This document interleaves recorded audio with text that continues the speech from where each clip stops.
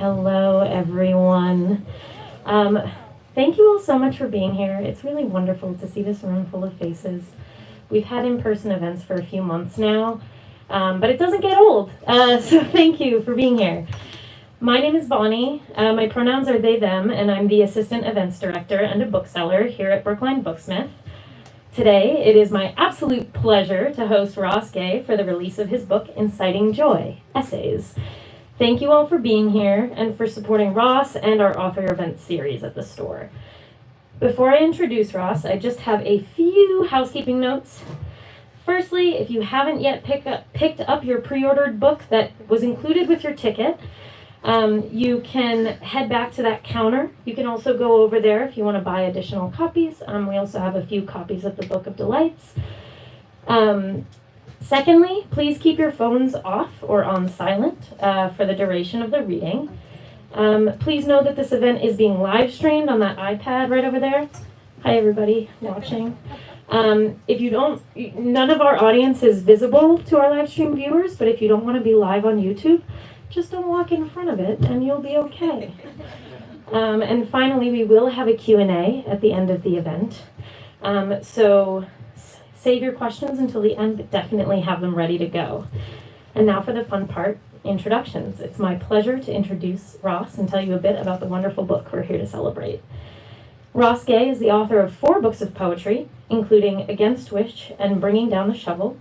His collection Catalog of Unabashed Gratitude won the 2015 National Book Critics Circle Award and the 2016 Kingsley Tufts Poetry Award, and was a finalist for the National Book Award. His book, Beholding, is both a tender love song to legendary basketball player Julius Erving and a celebration of the politics of joy and connection in spite of systems of oppression that seek to alienate us. And it won the 2021 PEN America Gene Stein Book Award. Ross is a founding board member of the Bloomington Community Orchard, which is a nonprofit, free fruit for all food justice and joy project that is entirely volunteer run. Bloomington Community Orchard offers not only food to community members, but also partner plantings, tree giveaways, free classes on the care and cultivation of fruit trees, and festivals celebrating the joyous moments in the harvest season like Spring Planting Day and Cider Fest. It is an incredible example of the power of mutual aid, not merely as a tool of survival, but one of thriving joy and connection. You might also know Ross from this little book called The Book of Delights, Essays. It was a New York Times bestseller and is an absolute store favorite. Booksellers here at Booksmith love it. It's loved by booksellers across the country. I am someone who frequently gets bogged down in the sort of sad and serious literature. And The Book of Delights is my go-to recommendation whenever I have a customer who's looking for something artful and genre-defying and beautiful, but nothing depressing. Ross has received fellowships from Cave Canem, the Bread Loaves Writers Conference, and the Guggenheim Foundation, and he teaches at Indiana University. He is also, of course, the author of Inciting Joy, Essays, which we are all here to celebrate.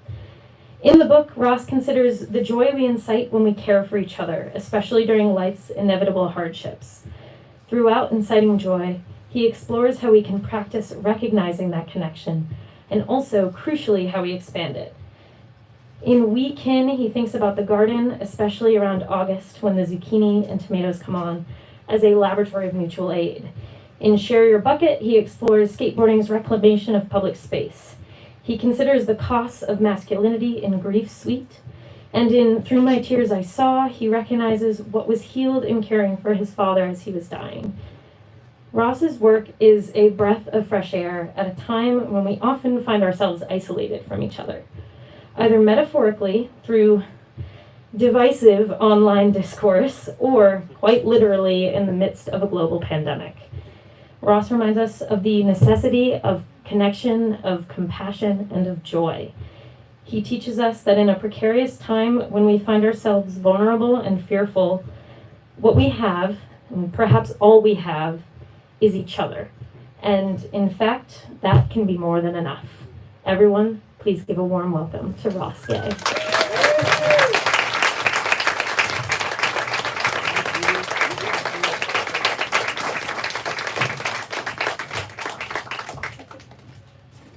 Thank you. Good to see you. And yeah, thank you for that introduction. That was so beautiful, and like that you got the orchard. You like did your work. Amazing. I'm like, whoa, they are going in. Thank you. So I'm a little bit inclined to ask what you want to hear, even though the book's probably new to you. But there's an essay in here called "Oh My Heart," and it's actually the last essay in the book, and it's the book has all these incitements. All the essays are called incitements, and this one is the 14th incitement, and the incitement is gratitude. So maybe we'll do that. Okay. If it gets too long, just stop me, and then we can, we can have the conversation. And it actually starts at a reading, sort of obliquely at a reading that happened in Boston. Oh, my heart. Gratitude, the 14th incitement. And there's an epigraph from the poet Cornelius Eady, who's one of the founders of Kavikan. I am a brick in a house that is being built around your house. That's from his poem, Gratitude. Also, just to prepare you, and I don't know how to do this yet, I have these very long parentheticals, that's kind of normal, but I have these footnotes, and so it'll just be clumsy. Enjoy. Given that I have already blathered on enough about gratitude elsewhere, truth be told, in my book, by which I mean in my opinion, there is no blathering on enough about gratitude. The real thing I mean, speaking of which, there is someone named Nick who is a high school teacher here, and I think maybe is in this room, who has shared my book, I understand, with more high school students than any other human being on this planet. So I want to thank you.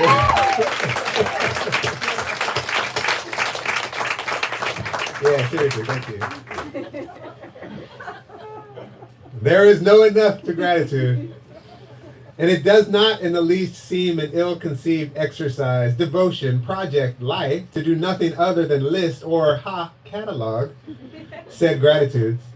Perhaps starting with the interior of what before your devotional, your practice, you considered your body. But now because you are thanking the trillion or so microbes in your gut and creepy crawling your skin and slathering lasciviously through your mouth and eyeballs and nostrils, critters, some of whom, if they get ill and die off, you will be a goner in a heartbeat. Invisible EMTs. You might start there. That is a trillion gratitudes. That ought to keep you busy. Or, my God, who shouts out skin anymore? I don't mean the luster or hue, all of which are gobsmackingly stunning, and that those hues change most often in relation to the sun. That our skin is one of the many evidences that we are directly related to the sunflower and other heliotropic critters. Gobsmack. I mean the simple fact of our skin, an envelope or satchel or sack to hold our guts in, and how it changes and becomes an archive or repository of those changes. Mine variously stretch-marked, pocked, dimpled, flappy, hairy, scarred, grooved, smooth, sagging, of different hues. And as yet dear unacknowledged accomplice, holding my guts in. The eyelash. Good Lord, high five to that. Saliva. Nose hairs, unbecoming though we often say you are. You do your job, whatever it is. Thank you. Ear hairs too. More prominent by the day, I notice. And this knee like a pepper grinder, but still bending. Still not chalk. We can carry on with the body like this, inside, which even if it is broken beyond repair probably, though not necessarily, there is a rectum and an anus to let the shit out, which either way constitutes a gratitude. There is tubing in there we do not know and maybe do not want to know, but that might like to know, if it might like to know we are grateful. Thank you, stank tubing in there. This is just the body we're talking about, and we haven't even begun. I mean, mammals have hair, which though the source of much consternation and prohibition and hand-wringing is actually an astonishment. And I have been the lucky recipient of so much simple creaturely tending because of it, dozing off in between the legs of some dear braider tugging the strands tight. Teeth, the gums that hold them in your mouth, You have to be kidding me. Fingernails. If you got a nose, and even if that nose is perpetually stuffed or busted by a rogue elbow, it might one day, who knows, drag you to a lily that smells precisely like your mother, who is getting old. And if you got toes, whether they're crooked or not, we can go out from the body, gradually like this, to the furthest reaches of our imaginations, gratituding the world, garlanding the world with gratitude, an hour a day a week a year. We could do it always and forever and never arrive at the last gratitude. We could never do it enough. Let's try. Let's start today, shall we? That's all in parentheses. That's all in parentheses. So let me just tell you where I started. Given that I've already blathered on enough about gratitude elsewhere, I want to keep this one quick.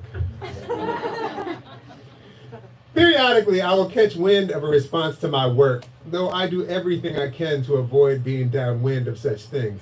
Social media, they call it. Though from what I hear, it seems sometimes antisocial and carcinogenic. That is something along the lines of, as Hanif Abdurraqib has written beautifully about, a white woman at a reading of mine saying something like, "How can a black man write about flowers at a time like this?" To which, I know I should just wave my hand in front of my face like there's a gnat buzzing around, or pretend the gnat isn't there. But my first response is actually something along the lines of, you need to grow up if you think it's not always a time like this. And you need to shut up if you think you know what this black man or anyone ought to be writing right now. Grow up and shut up. But I try to know better than to spend time on that question, which is no question at all. It's a shackle. It's a cell. But this other one I do want to spend a little more time with. Someone mentioned to me some post or tweet or whatever that was something along the lines of, quote, any grown black poet talking about gratitude. I forget the rest, but it was approximately, must have his pea-brained head up his own nasty ass. Somehow I gathered this commentator was black, and they were talking about me.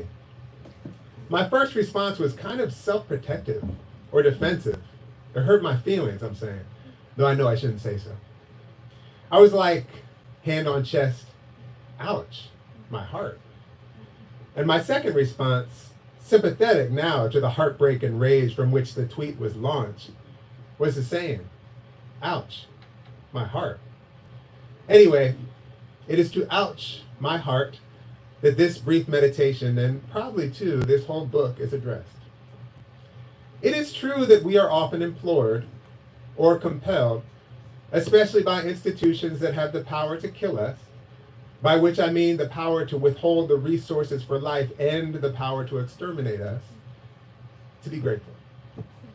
The very most obvious is something along the lines of, you should just be grateful you have a job here. Or you should just be grateful we let you in. Or you should just be grateful you have any health insurance. Or you should just be grateful you have a roof over your head at all. Or you should just be grateful the incinerator is not next door. Or you should just be grateful it only definitively causes 3 types of cancer. Or you should just be grateful we didn't log all the trees. Or you should just be grateful it seems to move out of the soil in a generation or 2. Or you should just be grateful we put up a sound barrier on the highway we ran through your neighborhood. Or you should just be grateful they aren't all extinct. Or you should just be grateful we didn't take everything. Or you should just be grateful they make inhalers for that. Or you should just be grateful there's a shop. Or you should just be grateful we're not suing you. Or you should just be grateful it wasn't worse. Or you should just be grateful we let you sleep under that bridge. Or you should just be grateful we have a treatment for those comorbidities we gave you. Or you should just be grateful that after we occupied your territory, we let you stay living there, on the outskirts. Or you should just be grateful that after we took your neighborhood, we still let you shop at the Whole Foods. Or you should just be grateful we haven't yet patented that seed. Or you should just be grateful that we're delivering bottled water. Or you should just be grateful for the test kit. Or you should just be grateful for the gas mask. Or you should just be grateful for the boats we've left on the shore. You'll find in each one a small compartment with Band-Aids, bootstraps, antibiotics, water purifier, sunscreen, GPS, slicker, 1 spare telescoping oar, a coupon book, Ray-Bans, a fishing pole and camp stove, a boat repair kit, Leatherman and tar paper, Bill Gates' autobiography, the transcripts of all 800,000 TED Talks, a subscription to Forbes, a Tesla rechargeable reading light biometric monitor to keep you safe. We'll keep an eye on you. A Nike visor to the brim of which you can attach the aforementioned, and vitamin C tablets, the stores of which we will replenish monthly by helicopter. Just use the QR code. We won't charge you much. We'll keep a tab, for which, in case you forgot, you should just shut your mouth and be grateful. And though today, riding my bike down a narrow one-way road and seeing the oncoming very big American truck, maroon, and no shoulder or place for me to go, I thought, God, I hope this dude doesn't plow into me by murder or madness or accident, having been for a time to time, wanting to drive my own car into things, usually other cars or trees or telephone poles or walls, head on, not to hurt anyone or anything, but to quiet my hurting mind. I breathed an actual sigh of relief as the big extended mirror passed me by, the whoosh of which by my face flushed from my mouth the word, blessed. The way my friend Don used to always say it, bringing forth with his big, sad smile the church ladies as he did so, blessed, or have a blessed day. Like my Nana says, all right, baby, be blessed now. It strikes me as an ancestral ethos. Hang on now. I was going to say that I felt blessed that dude didn't plow me. Dude as human force that could kill me. Dude as state or multinational corporation that would gladly plow through me for shareholder satisfaction. But also that I don't know if I'd call that blessedness gratitude. Especially considering my own previous potentially collaterally homicidal ideation. But I think I probably would call it grace. Especially every moment of escape. How many actual millions of them do we carry in the suitcases of our bodies? No, let's say the trees of our bodies. Because grace shares a root. You see it there, don't you? With gratitude. Amazing. Yes, my favorite concert movie of all time is neither Dave Chappelle's Block Party nor Richard Pryor Live on the Sunset Strip. It is Amazing Grace, the documentary of the making of Aretha Franklin's record of the same name. The movie and record, made, incidentally, within months of Nina Simone's live album, Emergency Ward, features selections from Franklin's live performances, January 13th and 14th, 1972, at the New Temple Missionary Baptist Church in L.A., supported by the Southern California Community Choir under the direction of Alexander Hamilton. How many of you have seen this movie? Oh, yeah. Oh, go see it. Go see it. Oh, my God. I got to figure out how to do a reading where I can, play this part of it. I want to point you to the moment in the film, at the conclusion to the first night's performance, about 2/3 of the way through their rendition of Amazing Grace, during which the Reverend James Cleveland, convener, vocalist, and pianist, is spotted away from the choir and his piano with his head in his hands, crying, falling apart. And the choir, just like the audience, is moved every which way.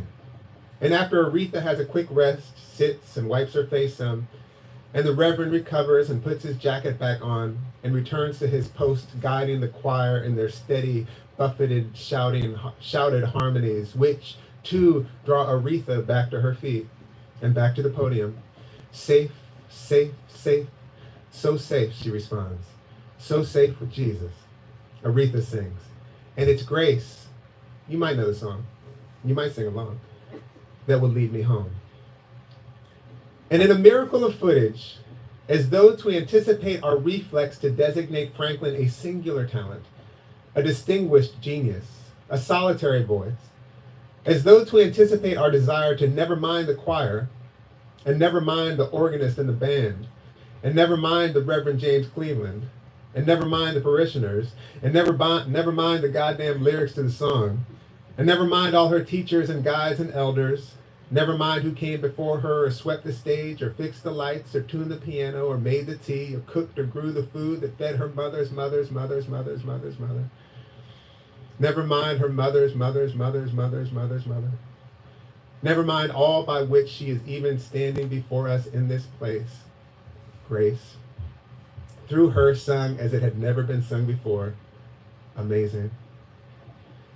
We behold that the Reverend James Cleveland, who has come to stand next to her at the podium, has his hand wrapped in the back of her dress as though he is holding her up. I mean, he is holding her up. And Aretha Franklin is holding his hand, holding her up as though she is holding him up. I mean, she is holding him up. They are holding each other up. The grace of footage lets us behold how they be holding each other up. How we be holding each other up. And as she unfurls another melismatic amazing, his mouth moves with hers. And though they aren't indistinguishable from one another, neither are they separate. And that miracle of footage, that glimpse of microcosmic holding, points to the macrocosmic holding, of which, if it isn't yet plain, I beg you to listen again, watch again. Miss Aretha Franklin's voice is simply the beautiful evidence.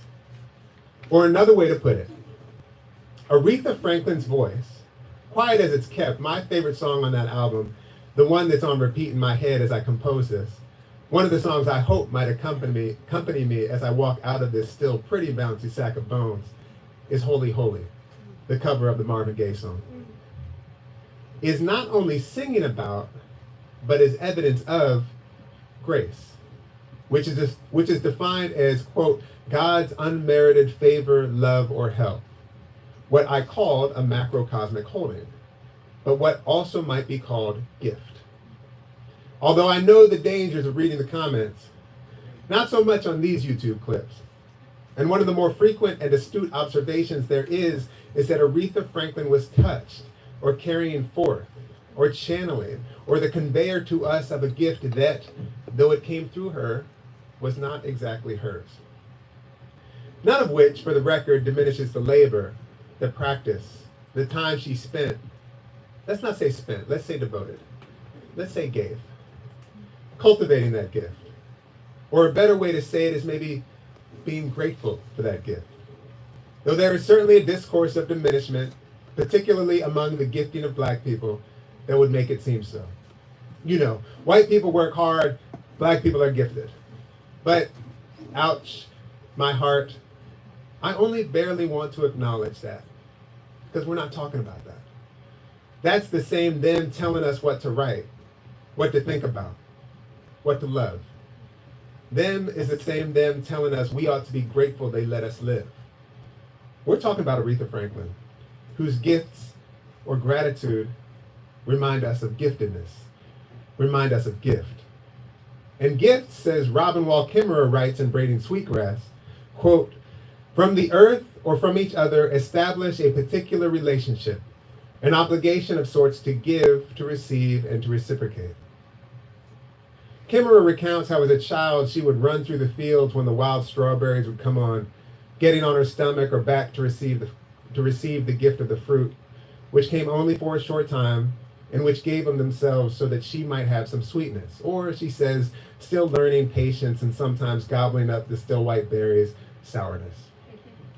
She was learning from the strawberries that the earth, and all bounty that comes from the earth, which is to say, isn't it, ouch, my heart, everything true, is a gift, which is a radically different notion than the one we are just barely surviving.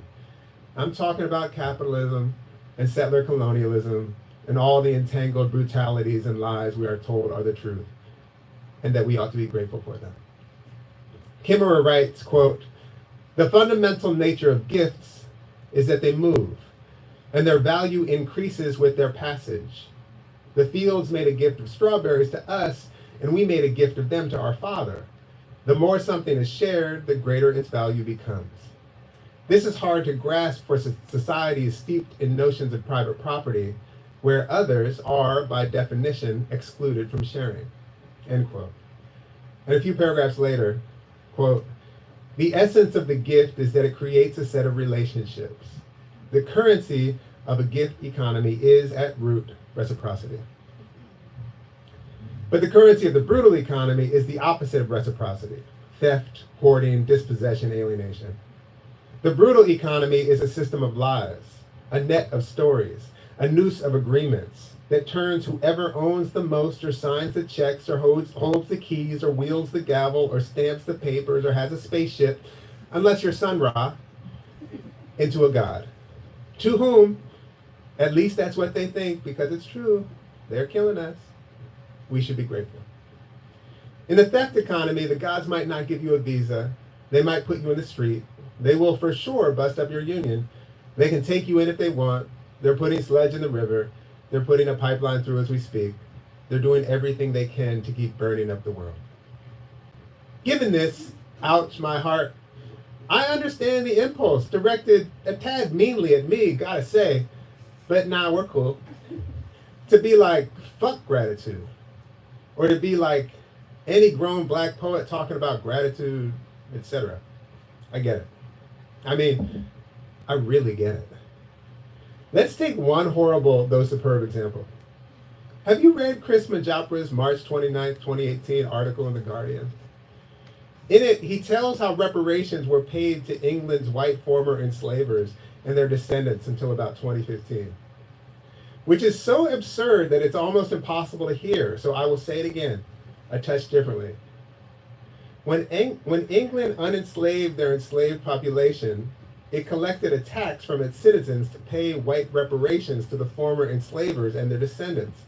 A tax which would have been paid, yep, also by formerly enslaved people and their descendants. Which means, just want to be clear here, that the ancestors of the enslaved were paying the ancestors of the enslavers for letting their people go. Until 2015. Emancipation. Jubilee. As nuts as it sounds, I know you know it's a dime a dozen. We will take your land. We will take your people. We will take your language. We will take your livelihood. We will take your everything. But yay, for those of you who slipped through, here's your life. What's left of it. You won't recognize it, but you'll have to pay us for it anyway. And how about you show a little goddamn gratitude? It's called being grateful at the barrel of a gun, which you can't be.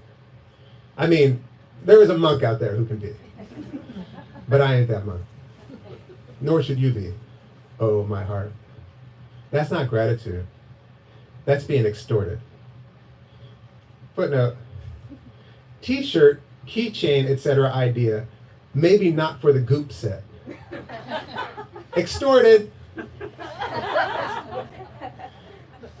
I was lucky enough to meet a couple of the winners of the 2013 Food Sovereignty Prize at Black Oak Center, a community resilience project outside of Kankakee, Illinois. One of the winners was from the Dessalines Brigade in Haiti, a peasant farmer as she called herself.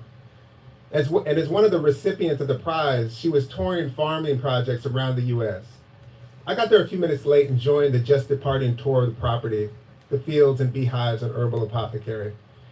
There were about 15 of us, and eventually we arrived, after walking through a greenhouse, at a star-shaped plot planted in strawberries, herbs, and more.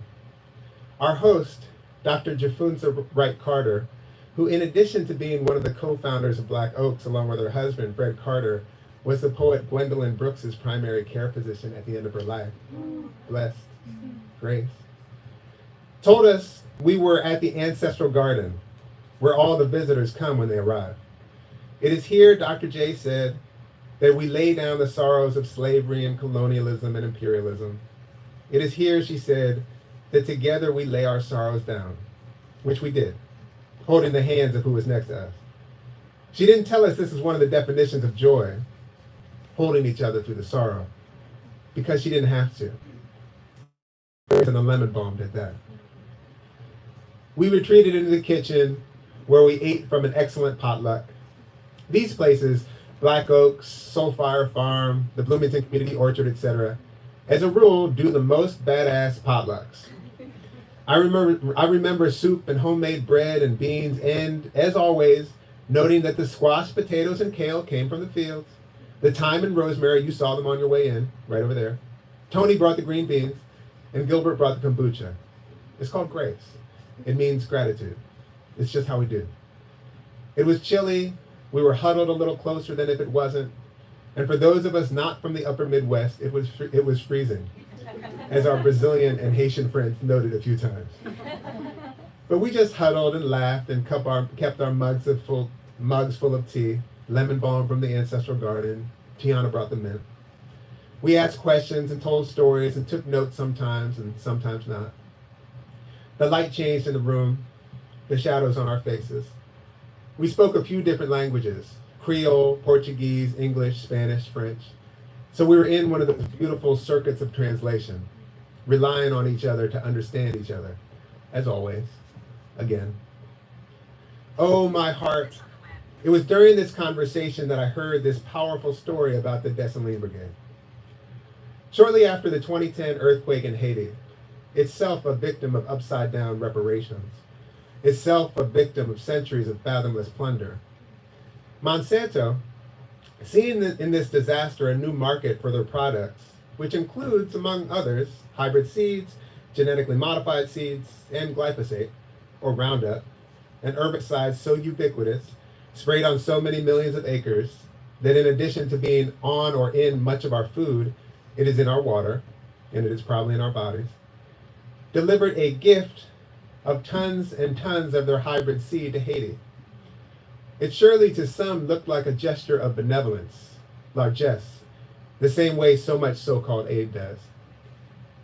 Except that hybrid seed is not really viable for saving because it sometimes doesn't make seed, it sometimes makes sterile seed, and if it does make viable seed, that seed will likely not come true or be like its parent.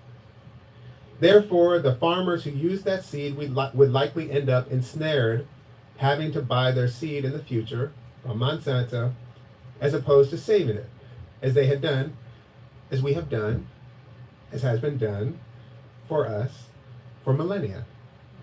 That's to say, accepting this gift from Monsanto would also mean forsaking the gift of wisdom and care and love that is carried in the vault of their own seed, their own practices. Of course, those practices are precisely what Monsanto is hoping to erase, with practices of its own. And by erasing, we're talking about seed and practice here. I mean enslaving. Actually, I mean re-enslaving, which the Dessalines Brigade saw coming from miles away, like the Niña, the Pinta, and the Santa Maria. And so, in what to so many seemed an act of wild ingratitude, from inside the rubble and the need, it was a party, a celebration. They burnt Monsanto's seed. I think I do not need to tell you, oh my heart, that refusal, that fire, that party is what I mean by gratitude. Gratitude to who brought the seed, often under great duress, for us. Gratitude to the land, the earth, for giving and receiving the seed, often under great duress, for us. Gratitude to the water and the sun and the soil. What is the soil other than the trillion gratitudes? Who would germinate the seed for us. Gratitude to the pollinators who would bring forth the fruit, or the wind who would shiver the tassel for us. Gratitude to the trees who housed the creatures, made the shade, held the soil together, died and joined their bodies to the trillion gratitudes from which the seeds would grow again and again for us. Their refusal of the fake gift is a radical joining. And that joining, oh my heart, is gratitude.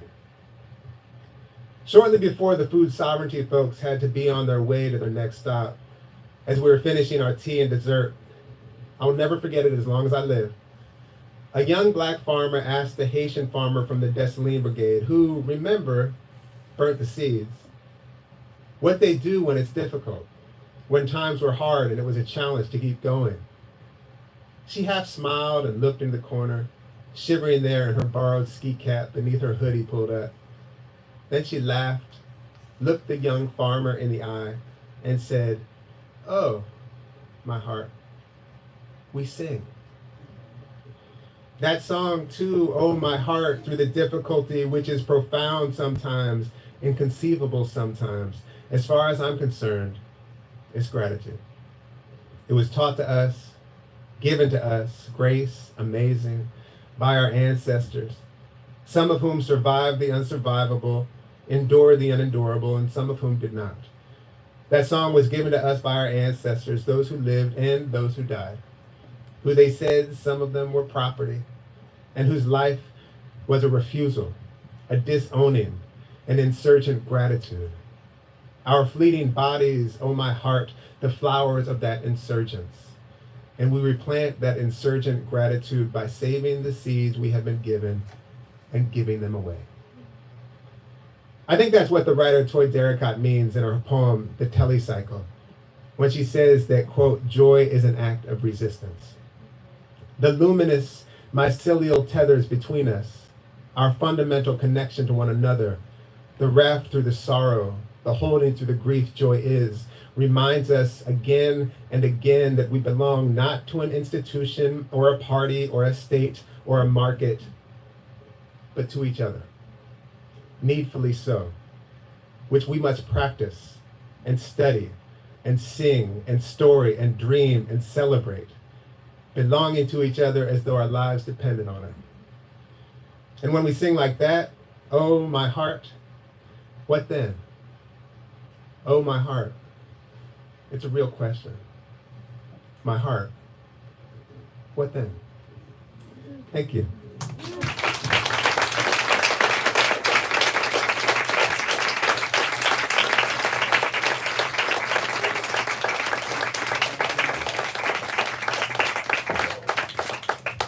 Yeah, any questions? Thanks for listening to that.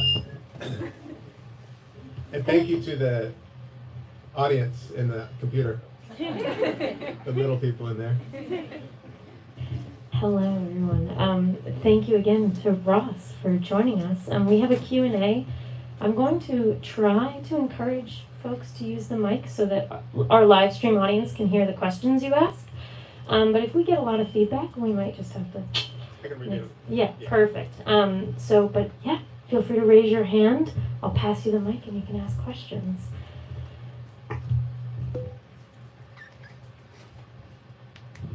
Cool. Hello. Thank you so much for. I got you. Thank you so much for reading that. That was really special. So my question is: so much of your work, that essay included, is about finding joy through a really deep sense of community and connection, both with other people, but also with all of the living things on this earth. And I'm wondering how you reconcile that with the fact that writing so often is a very solitary act. And it's something that, at least for first drafts, we do by ourselves. And I'm wondering how you continue to access that sense of joy and connection when you're alone at your desk or wherever it is you write. Yeah, I love that question. It's a beautiful question. So the question is something like, how do you sort of, I forget the word, you had the good word, it's like reconcile. How do you reconcile or, consider the, that writing generally at the beginning of it anyway is a solitary act. But so much of what I'm writing about and kind of my definition of joy depends on this idea of community and being connected. I think the way that I think of it now is that if you're alone, you're not alone. You know what I mean? Like, anytime you're writing, all of the books that you love, or all of those writers are with you. All of the people who have given you language anyway. All of the music that you love. All of it. Not to mention, and I mean this in the deepest way, if you write, you probably know what I'm talking about. The light changes and you change. Your mind, and oh my God, this is how that poem is supposed to be. Which to me suggests I'm not alone. I'm in collaboration with the light. I'm in collaboration with the sound here. I'm in collaboration with that shirt. I'm in collaboration with like all of these things, including the mysteries of this body, which are through which all this other stuff is coming. That's kind of the thing. So yeah, I'm sort of the mind and practice, I think, of being like never alone. I just had different company. Different times, yeah. Thank you. Yeah, thank you. Here's a question. Oh, here I come. Thank you for you and for your writing. You write a lot, obviously, about joy and grief and sorrow and a lot about gratitude and lineage. And I would love to know how for you things, all of that, feeling into that deepness of our experience of the world and our relationship to each other. How do you find that to be embodied? How do you find that? How does it come up in your body? And how are you aware that it's there? And how do you tune into that? Where's that question coming from? I love that question. Where is it coming from? Yeah, are you like a somatic therapist or something? No, I think I work at the intersection of social justice and spirituality, and community building. Yeah. And I'm actually entering into a big conversation on Sunday with a good friend about Kingian nonviolence and the Quaker Peace testimony. And a lot of what we're talking about is about vulnerability and grief. And something that I brought to my friends as we were preparing for this conversation was a quote from one of your essays in the Book of Delights that I think one of your students had shared about joining our wildernesses together. And that's so moving for me. And how that is joy. And also kind of, that's my question too, is like, how do you find that? And I would love to hear more about it because it's so moving. Yeah. It's so good. Thank you. That sounds amazing. I would paraphrase that, but I can't. It's a long one. Yeah. I think, it's such a good question. And when you first said it, I was like, oh, I wonder how that feels. But I think one of the ways that maybe it feels, and this is going to be like a very kind of answer. I write a little bit about this in the book. I remember having an experience where I was talking to one of my best friends, one of my oldest friends, about how I was gonna, over the phone, and he was in San Francisco and I was in Indiana, and I was saying that I was doing Brazilian Jiu-Jitsu at the time, and I said I wanted to stop because I didn't want to cultivate this sense of defensiveness. I don't know what Jay did on the other line, but I heard a second of breathing. I don't know what, it meant nothing. He didn't do anything. But I heard him disrecognize me. I heard him cease recognizing me for a second. And I swear to God, the feeling was that my body just turned into like a bunch of little particles, and it was quite uncomfortable, But partly, there's something actually about, I wonder about that when we talk about or like me, when I wonder about the idea of feeling full or like moved through or held by all of it, it seems to me that there's two ways, and I can't say like specifically, oh, my heart feels like on my chest, but I do have the experience of feeling both more and less myself. You know what I'm saying? Like in the feeling, and I think about that sometimes, think about that experience with my buddy, and it's like the dissipating feels like you're turning into everything else in a certain kind of way, or your folks or your ideas or what you love is kind of coming through you in one way, which is a kind of expansiveness and it's a hugeness. But I think there's this other thing, which is that it's terrifying because it's like this thing that I love called Broski is it's kind of like, the thing of like, I can never be alone. You're like, so it's a profound groundlessness, I think, that is a really interesting feeling. I think it can feel huge and capacious, and I think probably like when I'm feeling, for whatever reasons, like clamped down or something, it can feel like, and when I'm trying to defend this thing, it can feel like it can feel like a particular kind of anxiety, and yeah. Thank you for that question. I love that question.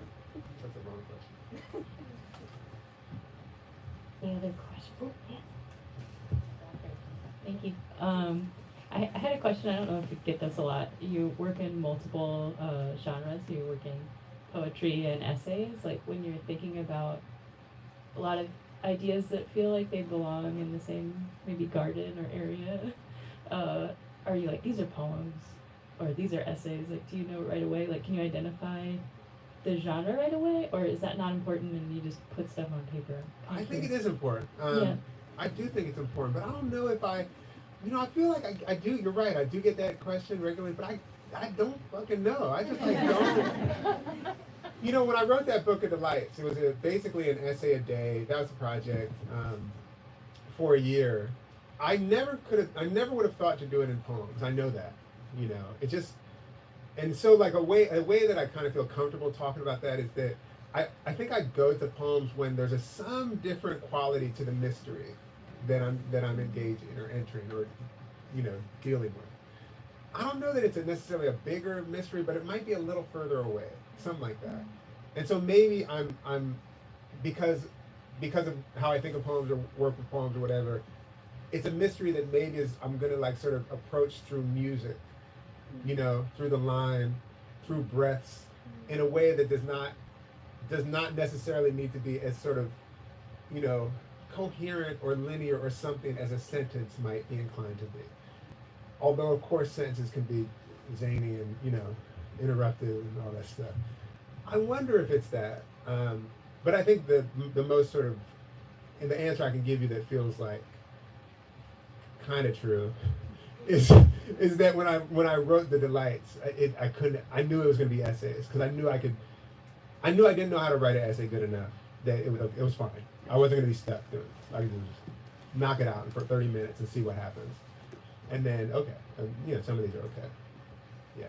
And then really revise the hell out of them too. That's the other thing. I just finished the second book of Delights.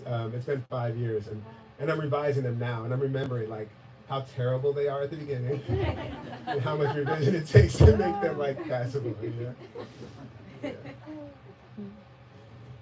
All right, we have time for one more question. If anyone. Here's one. In the front. Here I come. Okay.